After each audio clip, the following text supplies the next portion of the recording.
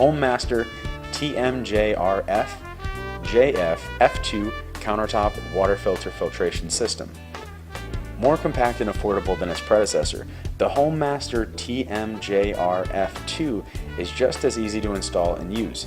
It has a 3-stage filter that removes 93% of chlorine, fluoride, arsenic, and other water chemicals.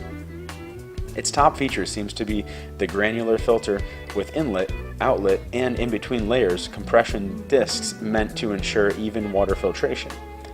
It is delivered fully assembled and packaged containing the Tap Master Junior F2, the filter, the faucet diverter valve, the 15x16x1316 faucet adapter, the flexible connection tubing, and the long reach chrome faucet, and the instructions for setting it up. It runs at water pressures between 20 and 90 psi and temperatures between 40 and 100 degrees Fahrenheit. Its weakness could be that it needs a water pH lower than 7.5 and a maximum level of total dissolved solids of 2000 ppm in order to provide optimum results. Also, it does not have an alkaline filter and does not mineralize water. The water filter needs replacing every 3 months or 500 gallons. It could be quite frequent.